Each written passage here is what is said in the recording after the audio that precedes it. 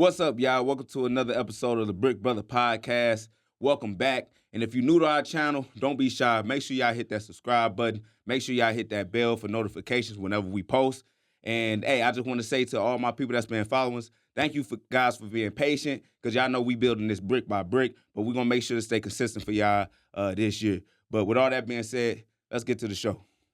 All right. Over the weekend, you had Israel Adesanya take on Nasruddin Mavov. What were your thoughts, opinions, views? Were you surprised, or was it kind of what you expected? So it looked like Black History Month ain't starting so well off in the UFC, right? And you asked me why. I think, with Izzy getting knocked out on February 1st, just a bad look. UFC cutting a couple brothers already on Black History Month is crazy work. And then now we got Conor McGregor saying the N-word. So I think right now, man, it's just a wildest. But with Nasruddin and how he performed, I feel like, man, he did a good job, right? He really put himself in a position where now he can be in a position where he can fight for a title. And I ain't gonna lie, he was talking that good stuff, right? And he ended up backing it up. So I really feel like now with him saying that he can kind of skip past Hamzat, I can kind of see that now, right? And we spoke about Hamzat and those little visa issues that he had, and I truly believe with now Nasruddin being in the mix and just another name, that's the UFC that they can use him, right? With this new fight that's coming up with Sean and DDP, right? So whoever wins that fight don't matter, but Nasruddin is now in the mix for either one of those fights. Sure. We'll get to that in one moment. But what did you think of the fight in general? Obviously, short-lived. There was about a round and a half, if I'm correct. What do you think about how the fight played out? Do you think that Izzy got caught, or did you think that Nasruddin kind of had the whole fight the entire time? Oh, I'm not gonna lie to you. I barely caught the fight, right? Got you. So I watched it as soon as it happened, and as soon as I seen it, right, I saw Izzy get clipped, right. So then go back and watch to see if Izzy performed, good, because of what it happened. He got knocked out in the second round. Second round, yep. Right. It's just like it's cool if Izzy was just doing some good work, but at the end of the day, when people just get caught, I feel like they trying to use that as an excuse, right? It's just like at the end of the day, you left yourself open to get caught, right? So whatever the openings were there, I feel like I done spoke about it before. They've always been there, right? And Nasruddin kind of exploited that when he was in that fight, when Israel was out there reaching, right, leaning back, and then you seen that overhand clip Izzy. So I think, at the end of the day, I feel like with Izzy, it's just like that hunger thing. I feel like Nasruddin might not be on the same skill level, but at the same time, like, it's that hunger too. It's that mentality. It's that drive to go after everything that you want. And Izzy done everything, bro. Right? So I feel like that's the reason why Izzy lost that night. Interesting. I watched the fight. I agree with your second part. As far as regardless of why you lose, the opening was there. Izzy had a momentary glitch, something that Nasruddin found in probably hours of tape. I saw the clip of you mentioning on Rogan way back when, the area, and it was pretty much spot on. Mm-hmm. But what I will say to Izzy's credit, he looks really sharp in the first round.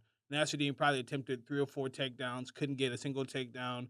Izzy was, doing his thing, picking him apart from range. Nasruddin made it competitive, but Izzy really looked like he was driving the fight, like he was in the driver's seat, excuse me.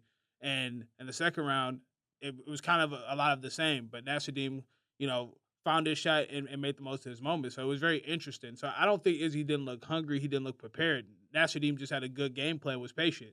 I'll give him that. I said on the last episode, I thought Nasruddin had to mix in those takedowns. Even if he didn't get them, it would still give Izzy something else to think about. Even if you get him or not, just another layer, another wrinkle. If it was just a straight kickboxing match, I didn't think he'd have success. But it gave him something to think about, and he timed it differently with the overhand instead of a takedown, and he was able to make it happen. So with that being said, do you think Israel Adesanya is done? We talked about it last episode. Right. Well, let's say Izzy takes one more. I feel like that's going to be the last one. And I feel like it's crucial for Izzy to kind of, for himself, right, to get a fight that he can kind of leave off on top, right? So doing some rematches might look good for him, right? You got the Marvin Vettori fight out there for him. You got a Jared Cannonier fight out there for him. But I feel like, him going up against these other, like I said, hungry dogs, right? Like a Nasruddin, but a Kyle, a Brandon Allen, or now we see Roman, right? Like, regardless of if people don't feel like these guys are on Izzy level, like I said, bro, that hunger, that mentality hit different. You know what I mean? When you trying to make a name for yourself. So I feel like for Izzy, he probably will have one more. But in my personal opinion, he probably should fight somebody, you know what I'm saying, that, feel like easy lick. I agree. I think he looked really good in the loss, and I know that sounds silly, but it wasn't like he was getting tore up or get beat up. I think Cannoneer in his last fight, he was having a good account of himself and just kind of lost to kind of at the tail end of it. It was competitive though. I think he looked like himself. We're just not used to seeing somebody catch Izzy so big, right? Besides maybe Alex Pereira. So I think he'll come back. Will he be able to make another run at the title? That remains to be seen. I think it's tough, the older you get especially, to make another run. I mean, at 85, middleweight, excuse me, I think you can do it. It's not it's a deep division, but it's not so talent-rich where he has no chance, and he has that name recognition, so I think he can do it. But I think a lot of things have to fall in his favor for him to reach a title shot. So, So who do you think he should fight next then? that's very interesting. I think it depends what route he wants to go. Does he want to try to get another chance at the belt, or if he just wants a fun fight? If I'm him, I would try to book him an MVP. I think that'd be very interesting for him. But they cool though, bro. Oh, they're buddy. I'm talking about they close. Yeah, so that probably won't happen. But if I was him, something fun. I don't think Char obviously losing that fight does it, but somebody stylistically good, who can. Do you think staying at 185 or moving up would be a good idea? I mean, he moved up before, right? It didn't go his way going up against Jan Blachowicz, but I could see some opportunities going up for sure. The right matchup for sure. I could see a Johnny Walker or somebody being an interesting fight. Like you said, just fun fights. Yeah, I think he could definitely do that and still be a headliner, a co-main event, or a big piece on a big pay-per-view. Okay, I like that. I like that move for him. So you spoke about it just earlier, but who is the next middleweight contender? Do you have it Nasruddin, or do you have it to be Khamzat Chimaev? You have it as Khamzat? For me, I think Khamzat name value is a lot bigger, right? But it's the inconsistencies with Khamzat, and plus, my boy immune system weak as hell. He quick to get sick, right? So one person that seems like they are consistent and seems like they are active is Nasruddin. So I would have to go with Nasruddin as a fan and just me wanting to watch the sport progress. But right now, like I said, with Khamzat, bro, it's just, man, you just don't know. We just don't know with him yet. True. I mean, Nasruddin, it's a 4-fight win streak now. Went undefeated last year.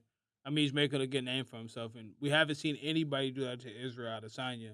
But with that being said, the performance against Robert Whittaker, we've never seen anybody make Robert Whittaker look like that. Man, I'm still not sold on that, bro.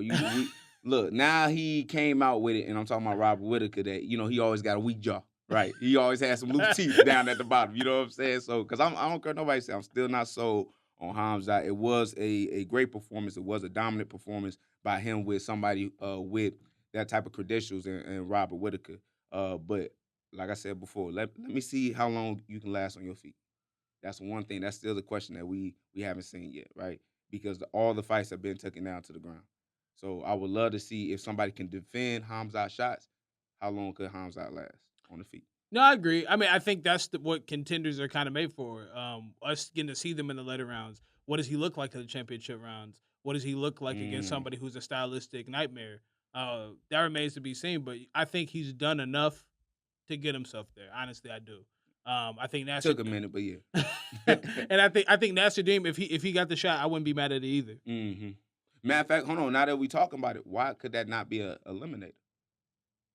Them both fight each other. Khamzat versus Nasruddin. I actually liked it. Well, now that I'm thinking about it, hold on. No, that's a good one. Yeah. You could do Strickland, DDP 3 if Strickland wins, but if DDP wins, you can't make that fight. You're right. So but you already know, the champs like to sit down for a minute, right? Now, I'm not saying that's DDP, but that's just how shit work, right? As soon as motherfucker, get his belt or they reclaim their belt, they like to sit out for a good 7 months, 8 months, whatever, then they get right back into it. So I feel like in that between time, I think Nasruddin and Khamzat, they could. I think Du Plessis wants to fight though. And the reason I say that, I feel like even me, I don't think he gets the respect that he deserves.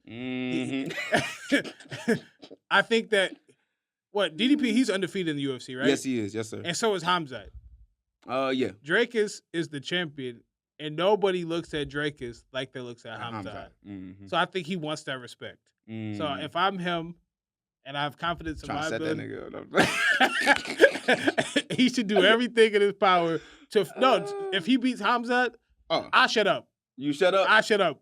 You ain't gonna double down, triple down, quadruple down? I lost all my money at the casino. He took everything. He took everything. But that makes sense. But it's just all how this fight ends up happening, right, between Sean Strickland and DDP, which we'd be excited to see, and we'll talk about later on next episode. Absolutely. Going with that, another fight from that card, not to get too into it, Char versus MVP. What were your thoughts about his performance, and do you think he should stay at middleweight? So I did watch this fight. I had time to watch this one. I feel like I thought Char would have more ability to kind of keep up with MVP, but it seemed like he was struggling a lot. Definitely on the feet, not being able to time a lot of shots, and not being able to see MVP coming. It seemed like MVP still had the speed, being at 185. But MVP picked Buddy apart, bro, the whole time. And then you see the one last transition where, down on the ground, and then you see what MVP throw up a triangle, which is crazy, right? But dominant performance from MVP, but it looked like he getting real comfortable, just going from weight class to weight class, because, now he wants to move up and fight Yuri Prochazka in light heavyweight. Oh, he said that too? Yeah. So, but I'm excited for MVP, man, and seeing what he's doing. Looks like we got a new captain on the ship, man, so he going after it. Captain Phillip, yeah. Which is crazy. But it was kind of how I expected it. We were talking about it, and of those two gentlemen, they both are very, very explosive and very creative with their striking. And I just thought that it's usually the one who's a little bit more creative, the one who's a little bit more explosive, and the one who has a lot more experience. And I could say I think that was the first time Char saw somebody like MVP. I don't believe that's the first time MVP saw somebody like Char. That makes sense, yeah. I think he was a bit surprised, didn't know how to tackle the puzzle, thought he would be good enough. I don't know if he did a lot of homework on MVP. His performance said to me that he probably thought he was good enough to get it done. Right. And I'm going to stick to my guns, and I'm going to be myself. And I believe in that approach, and it's a good approach to have. But when you have somebody so unique, a unicorn like MVP, you got to study him. No, 100%. You know this very well. So now you got two blind eyes. That's crazy work, So you got to do your homework, bro. But no, you're right about that. I didn't even think about that because with MVP, that's his traditional style. Like I think MVP even said that. Like I've seen him before. He did say that. And but Chara, that's a great example. Like you might fight that way, but have you ever fought somebody like yourself, right? And with that being said, you don't even know how you would deal with you. So it'd be good to kind of study up on guys, or even study up on yourself on how you would beat yourself, right? And then with that being said, he could have probably took that and translated that to the MVP fight. But yeah, that's a good note. Yeah, for sure. Going up next, we have I know you saw the clip. Well, yeah. Kevin Lee in the middle of sparring. Pocha. That was a flying knee. Looks like he pulled back on the knee. Didn't look like he had the intention of knocking the sparring partner out. Just in general, what are some of your thoughts about filming sparring? Is it taboo? Should you put out a clip like this? What are your thoughts, views, and opinions? I mean, it's a lot, right? It's a lot to digest, right? Because I think a lot of people was like, why they sparring that hard in the first place. I don't have any say about that. I like spar wars. You know what I mean? I like when guys. No, I'm dead serious. I like when dudes There's get a time down, and a place for sure. There's a time and a place, and that's the place to do it. Right? It's in the room, and you getting rugged, and you collecting that good CTE. Right? But at the same time, I feel like you trust your team and you trust the people that you train with, that if you guys are recording and whatever happens, it stay in between us, right? So I'm not mad that they recorded it, because then we record to kind of look at whatever holds, because Kevin Lee can watch that, right? Or like, hey, bro, can I get that clip on how I got caught because you didn't kept your hands down and because you was doing a flying knee, and that's why you got clipped. But then for you to kind of post that out to the world and make that a public thing, I think, that's the taboo thing, right? You don't do that. Everything that's in-house, stay in-house. So whoever did that, whoever posted Kevin Lee like that, and I'm not no Kevin Lee fan. I'm not, riding with Kevin Lee, but just as the ethic, right? And as another fighter, like, you just don't do shit like that, period. No, I agree. I think sometimes you want to promote yourself, right? So you need film and you need tape, and, you go to your teammates, you go, hey, it's cool, I'm filming. But I think it's different of showing both of everybody working, you getting a takedown, you landed a combination, right, that's versus cool. You dropping people. Yeah, I remember being a young fighter trying to promote myself and just collecting a little film, something I could just have. But in the clips, I wasn't doing anybody dirty. I wasn't knocking anybody down. That's something you don't post. Or, you lining the guy up and making him bleed. You kind of keep those stories in house or between you and your teammate. And it looked like somebody wanted to have some clout. A highlight reel. They wanted a highlight reel, and they put him on a highlight reel. Kevin Lee went viral. He was on World Star. I just think crazy, man. And the clip, Robbie Lawler's like grabbing him, telling him it's cool. Right. But like I said, for me, that's okay. Things like that happen. Everybody, but like everybody like, oh, why they sparring that hard? Like, bro, like that's the nature of the business. But yet again, it's just like, why expose that to the world? Because Kevin Lee, just got signed to what?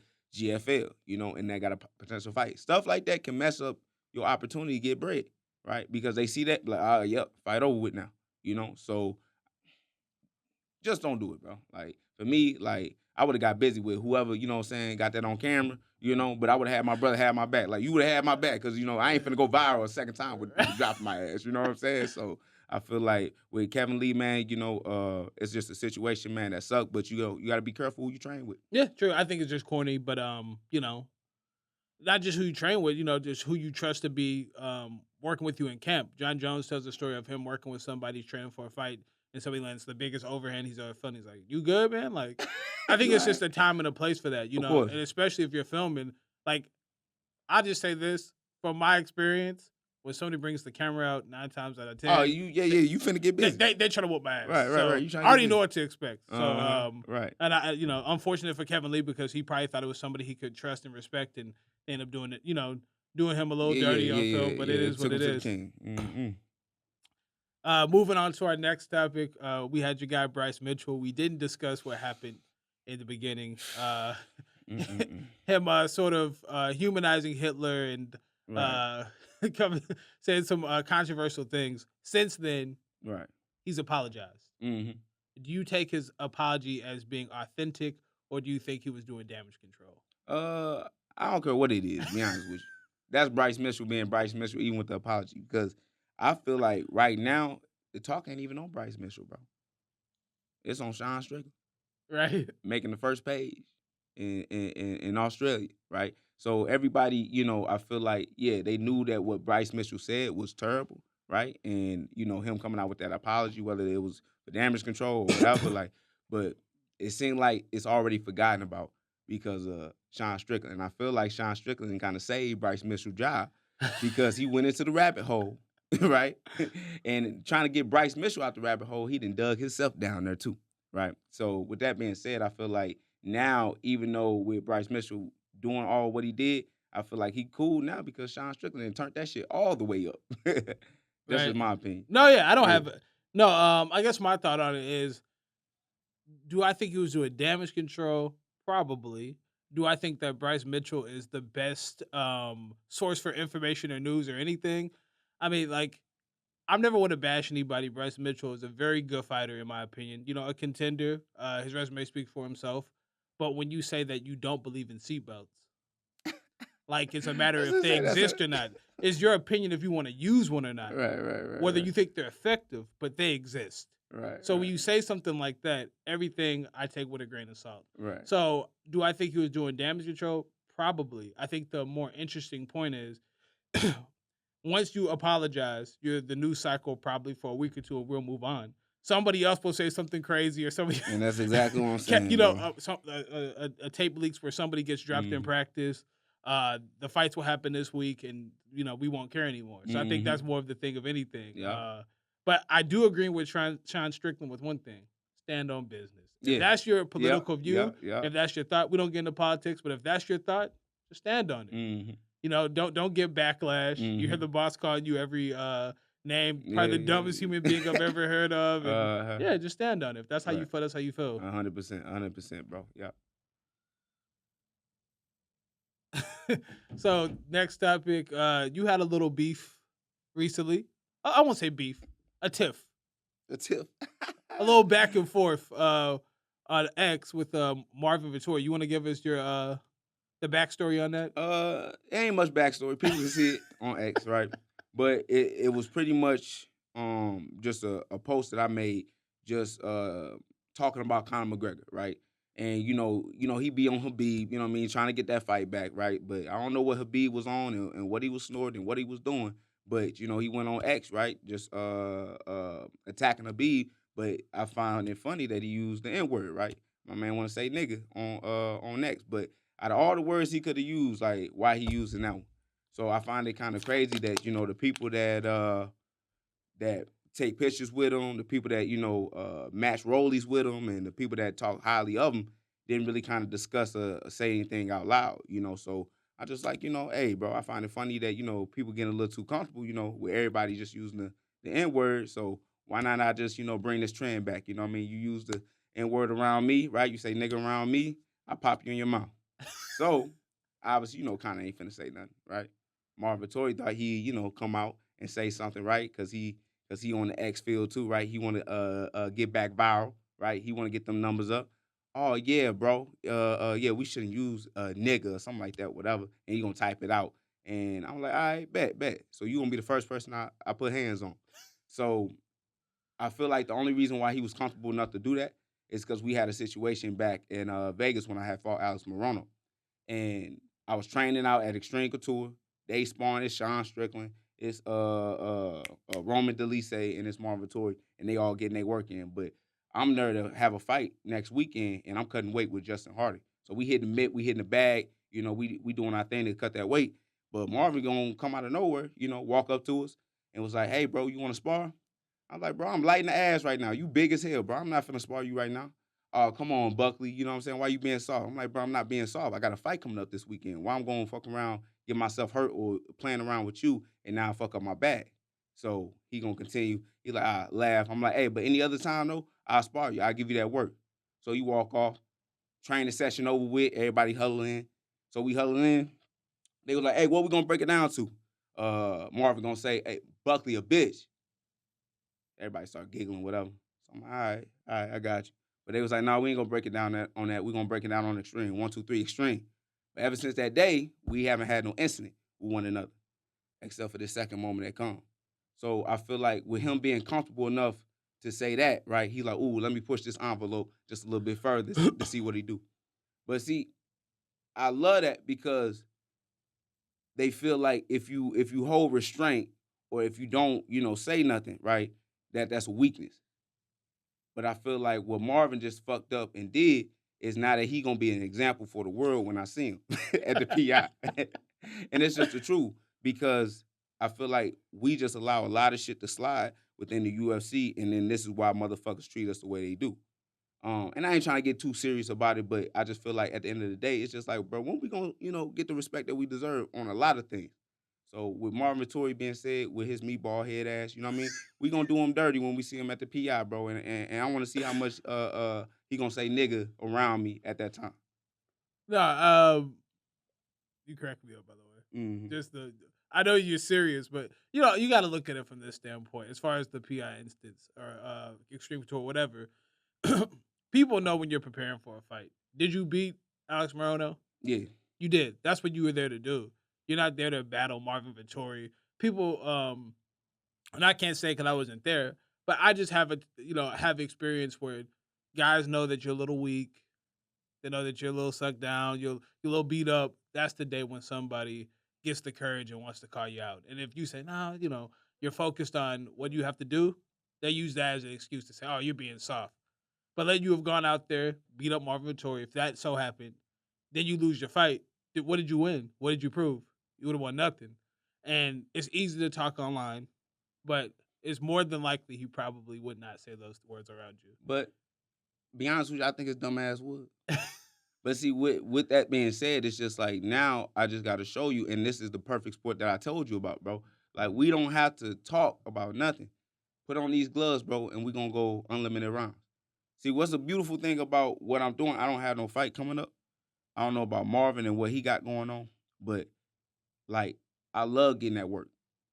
I love sparring. I told you, I love the idea of sparring hard. Like whenever I spar, trust me, like it ain't light work. It's gonna be some good work. But I think a lot of guys they just be playing and they be, like I said, making fun of this game. I'm finna show you, bro, how we get down. Cause I don't know what about my fighting style or where I'm from, where people think I'm pussy. And I really just want to show y'all, like, it's that time when you disrespect me. I'm just on that type of time right now. It's all right. Hey, Yeah, I know. you in the hurt business. That's Yeah, that's what you do. of course, of course. Keeping it moving forward. Just gotta ask you. This show will probably air after this fight has already happened. Will DDP defeat Sean Strickland?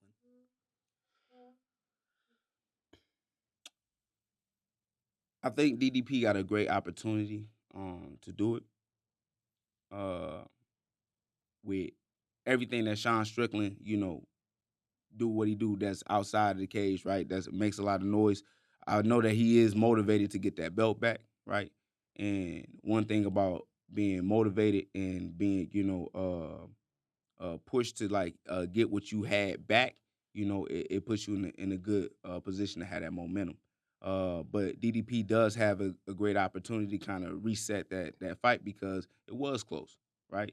And if you feel like Sean Strickland is not on your level, then there's some things that you're gonna have to change up a bit that really kind of separate you from him. But I don't know if it'll be that type of fight. Again, I think it's gonna be another close war. I think it's gonna be another close fight.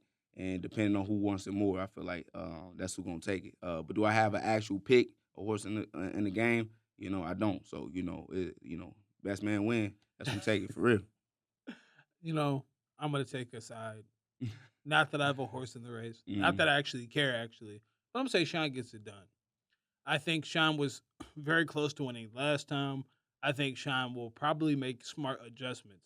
He seems to be somebody who is very calculated, even though he has the persona of being somebody who's brash and impulsive and all that. I think he's a very smart fighter, and you kind of see that with his style. I saw an interview this week. He was talking to Brett Okamoto, saying that he wanted to see more of the vicious side, and I think Sean's just very calculated. Not that he's tentative or passive, but he's very calculated. I think he'll make those adjustments, and he'll be able to beat DDP. I think DDP leaves enough Mm. enough room for guys to make adjustments. Mm-hmm. But will Sean do that? We'll see. But I think he will. Okay, then. Sean Strickland. And then Tatiana Suarez and Weili Zhang, another title fight. How do you see that playing out? Just real quick, what's your take? Because we just see how this clip will age in the future. Yeah, right. See if Mystic Master, come back. I'm just gonna go with Zhang Weili. I feel like all the work that she's been putting in, and as consistent as she's been as a champion, it's gonna be a hard feat, man, to take that belt away from her. And with Tatiana, of course, she's undefeated, and definitely a great talent. I feel like her pretty much time out, whatever injuries that she had, will probably kind of affect her with somebody like Weili, because Weili, regardless if she ain't fighting, or she in that room, she in that gym. You know what I'm saying? She busting her ass, and she always puts herself in a position where she's always growing and learning. So I'm gonna have to go with Zhang Weili. I'm gonna go with Suarez. I think that on the feet, Weili presents a ton of problems. I think Tatiana's wrestling is good enough, and she'll find opportunities to take her down. I've seen Weili in situations, especially in the Yan Xiaonan fight, where she doesn't necessarily look as great off her back. And I don't think Yao Xiaonan's wrestling is nearly as effective as Tatiana's. And I think if Tatiana gets her in those bad positions and situations, she won't be able to get up. Okay. So that's my pick on that one. We'll see how that ages in the future. Right. So Eddie Hearn broke some news earlier. Canelo Alverez, he says, is fighting Jake Paul. The news we never thought we would hear. What do you think about that fight? Well, first off, I feel for Bud right now. I know Bud hurt right now because that's the fight that he wanted. Payday, right? You want good. payday. You want payday. Yeah. Jake Paul took that away from him. So I feel like with this fight, man, it's just crazy the world that we live in. At first for the longest time, man, I thought we was living in the Matrix.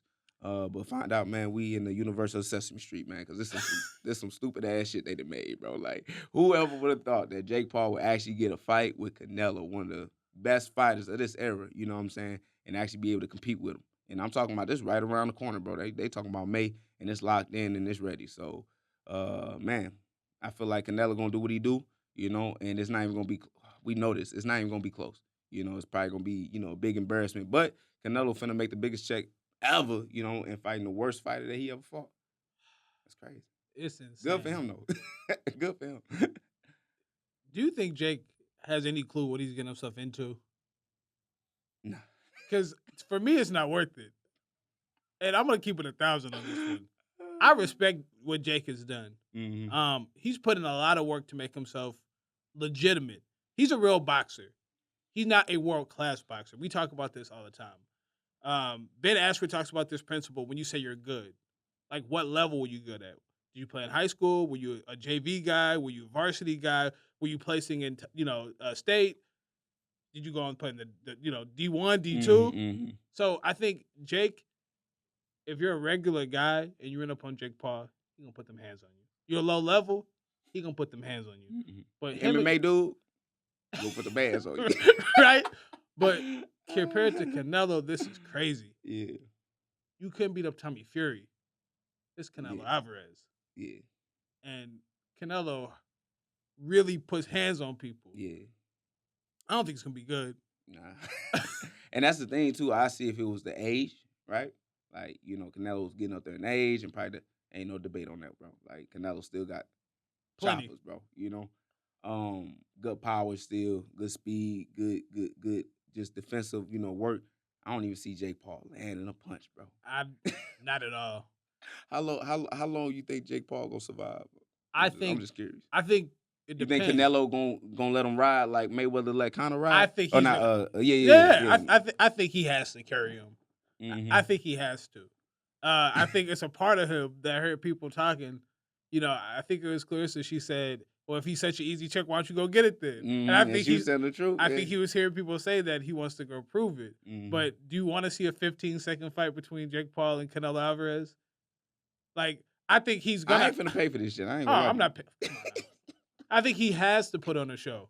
Right. That's what I think he has to put on a show. Uh-huh. But with that being said, just playing with his food. That's it. Mm-hmm. I don't see this going his way at all. And with that being said, and like I said, bro, I hate to even entertain it because we know that ain't gonna happen. But with you playing with your food, what if Jake beat Canelo, bro? What that do for the sport of boxing? Like straight up, I'm like, that's a dead ass serious question. No, it would ruin boxing. It would ruin boxing. KSI would call out Bud Crawford. You have KSI Bud Crawford for next month. Usyk a fight. I don't know. Just pick gas station worker. Right? God damn. Yeah, it would ruin the sport of boxing because we know this for sure. In MMA, there is no top level MMA fighter. Islam is not losing to some dude who playing MMA. Kick. Yeah. It's never gonna happen. He's not gonna lose to an influencer. I don't care if you had a high school state title. I don't care if you did kickboxing at the YMCA. Like, it's never gonna happen. You're not beating. You're not beating the top level guy. It's just not gonna happen. So, I think it'll ruin boxing for sure. But wouldn't that be something though? Yes, that would. That'd be something to see. That'd be something to see. That's wild. Speaking of influencer boxing, you had James Harrison and Ocho Cinco. Yeah. You had them talking back and forth on Nightcap. What are your thoughts about those two football players went against the boxing ring? Right. And does that interest you at all? Well, it's all entertainment at the end of the day. I feel like, anybody that wants to be involved in combat sports, and they take it seriously and they want to get in the ring, respect to you, right? But that's all it is entertainment. But on top of that, right, I don't know how much Ocho weigh compared to James Harrison, but I know it got to be a big, massive difference, right? I'm gonna look it up. Keep going. Yeah. But I really want to tell folks, like, what Ocho was saying is very true, right? That all that muscle, all that size don't really mean anything when it comes to fighting. Now Ocho, we done seen him. He didn't actually competed in boxing, right? He fought a couple guys already. I think he 1-1 or something like that. But regardless, though, he's actually been training and actually been putting that work. So I can't say the same thing with Harrison. I haven't seen that. But just with that type of intensity that Harrison has, right? If he can take that same intensity from the football field into the ring, Ocho gonna be in trouble. Yeah. Ocho gonna be in trouble, man. So for me, if I was Ocho, I would try to get like a spy in the gym. Try to see that mid work, you know what I mean? A matter of fact, like Kevin Lee, you know what I'm saying? I'll try to get a couple videos like that, get somebody off to the side, see if he get dropped a couple times before I get that fight, before I take it. Yeah. That's me. I looked it up. It said 240, which James Harrison looked like he was about 275. Yeah, so I'm gonna call cap on 100%. that Good, one. good 300. And it said yeah. Ocho Cinco 195. Maybe about 200. So, I couldn't tell if they were being serious or not. I know Chad Johnson is real playful.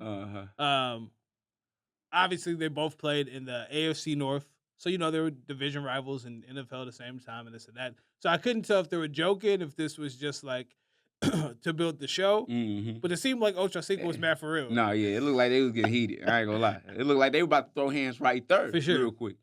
But Chad Johnson has a lot of good points. I don't know if James Harrison has ever boxed before. Mm-hmm. I don't know if he's ever fought before. I'm sure he can do a lot of damage, but if you don't know how to punch, you know how to control your breathing, if you don't know how to move and be efficient and not just crash out, because a boxing match is a long time. 100%. Having gloves on your hand, getting used to carrying the weight, being able to move and shift, taking a body shot, all those things. So, do I think Ocho Cinco has a good chance? Nah, I ain't say that. But do I think he has a chance? Sure. For sure, yeah. I think he can move and kind of carry him a couple rounds, let him punch air and, be able to counter him. And, slow him down. Yeah. For sure, slow him down. Yeah. But, so, the age-old question then, between two people, do you think size matters? Obviously, if we both have experience, size will probably come into play. Exactly. But for two regular people, what do you think? Nah, never has, right? Like, if you are a big guy, I don't care if you 400 pounds, 300 pounds, I'm talking about ripped up bodybuilder. If you don't know how to fight, you don't know how to fight. I've been in plenty of situations. Allegedly, right? Allegedly. Where I didn't drop UFC heavyweights, right? So it's not just necessarily the size, but it's about what you know, right? And your skill level. And then if you're on the same competent skill level, right, now your attributes, whether your size, your length, your speed, or whatever, that's where that comes into play. So other than that, like your size and your muscles don't mean shit when it comes to the fight game. But like I said, if you know some shit and you know how to work those muscles and you know how to use your size, then you can put them into play. For sure. And I think the more interesting point is Chad was talking crazy. He was talking real crazy. But for James Harrison, why would you even want to fight Ocho Cinco? Like, you're way bigger than him. Like, I feel like there's a way to either handle it or just let it go. That's just my thing. Right. Because there's no point. It look like they finna handle it. I swear. It's supposed to be made. But my point, who's going to sanction? How do you sanction that 50 pounds? What you mean? Oh, because your exhibition, that's what you said? Yeah. Just look at Wallow and Gilly, right? They got their little exhibition match. Bro, them dudes will not be the same size whatsoever, bro. They literally grab dudes off the street and have them fight each other. So it's easy to make this happen, right? It's not going to be an actual professional fight, right? This is not going to be somewhere where I don't see them both getting paid from this, right? And if they do make money, all right, cool for them. But I can see them just doing this off of the straight ego, right? Just to say, you know what I mean? Hey, I beat you, right? I can definitely see these guys doing that. And it might be Shay Shay's first, promotion. You know what I'm saying? Boxing promotion, lining up with Ocho and Harrison. That'd be crazy. So do you think we'll see more former NFL guys get into the boxing ring? I think it's already a trend now. I think, it's massive with all the athletes from basketball, from football, and then the influencers, right? You got guys from Instagram that's boxing each other now. So it's a popular thing nowadays.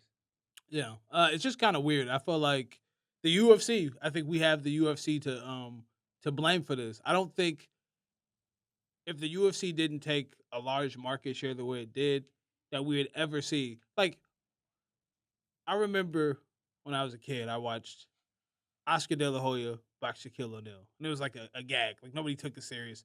It was just fun on ABC. We all laughed. Mm-hmm. But, this is becoming the new trend. Yeah. And I feel like it's because the UFC has become so popular. Now they have to have something to compete with that. So you have influencer boxing. Mm-hmm. So it's just interesting to me. That's like the new thing, the new trend, the new wave. Mm-hmm. So if you had to do a fantasy draft. Or if you were a matchmaker, rather. Okay. If you had to put together 3 potential influencer fights from all across, it could be NBA, it could be from social media, it could be from whatever. Who would you pair together? Nah, that I like that, but just 3 fights though. Yeah, just 3 fights. 3 fights. Not trying to get into politics, man, but it'd be fun just because, right? Donald Trump, Joe Biden, because they don't like each other, so that'd be a good fight to watch. You want somebody to die? They all... Nah. To keep it in our realm, I would like this. What's that boy name? I know his name. Dana White versus you know who I'm talking about. Tito Ortiz. We got to see that fight. You They know was they going to try. So yeah, we gonna make that fight happen. We gonna bring that back to life. You know what I'm saying? Because you see, Dana White, man, he he in shape. He be on them water fast. Like, bro, you in good? Bro, go ahead, bro. Let's see what them hands about. My next fight, who would that be? Give me something, right? Like, and I could just toss out a name. All right, NBA. NBA, okay. LeBron. Okay.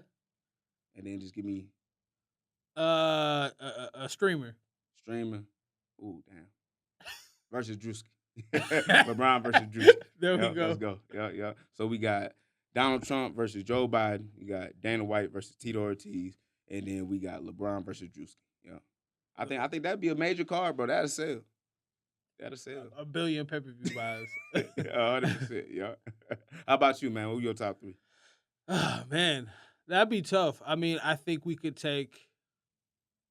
I'm gonna take one of yours. Dana, Oscar De La Hoya. We gotta book that. Oh, yeah. They've been beefing for decades. They're there.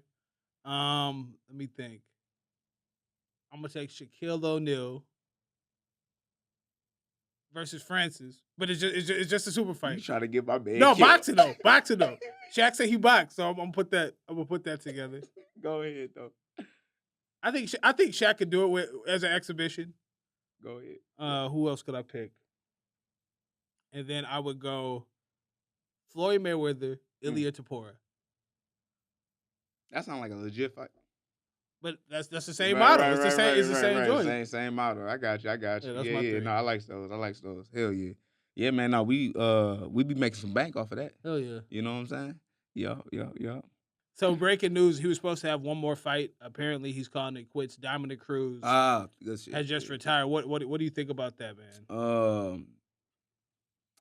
I think it's a long time coming, especially watching Dominick Cruz, man, for a minute from WEC and seeing what he did in the UFC, right, and becoming a very dominant champion in the bantamweight division.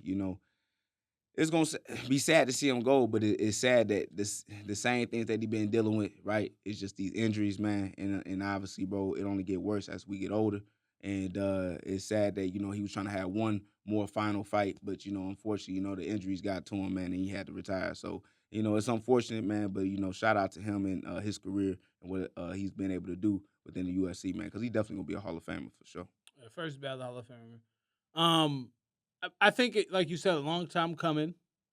Dominick, so many different injuries throughout his career and was able to get the belt time after time. Mm-hmm. Coming from WEC, and before they had bantamweights in the UFC, just seeing the impact he was able to have. The Ultimate Fighter season with Faber, him beating Dillard, just one of those guys who was able to beat multiple different, I would say, kind of generations of the sport. Being fighting Faber in their trilogy, and then going on to fight Dillashaw and getting the belt. And ever since the Garbrandt fight, obviously a step below from the Dominick Cruz that we knew for years and years. So bittersweet to see a legend retire, but I think it's good. I think he had nothing to prove. One of the best resumes at bantamweight in the UFC history. Mm-hmm. So I think his resume speaks for itself. So I think it's perfectly fine for him to hang it up. He's doing the commentary thing. He's on TV still. Yeah, he good. Every other week, and I think if you listed your top 5 at bantamweight, you can't leave Dominick Cruz off that list. Mm-hmm. I definitely agree. Yeah. What else we got going on? That's it. No, I like that closeout. That was dope. Thank you for watching another episode of Brick Brothers Podcast. Like, share, subscribe, become a brick.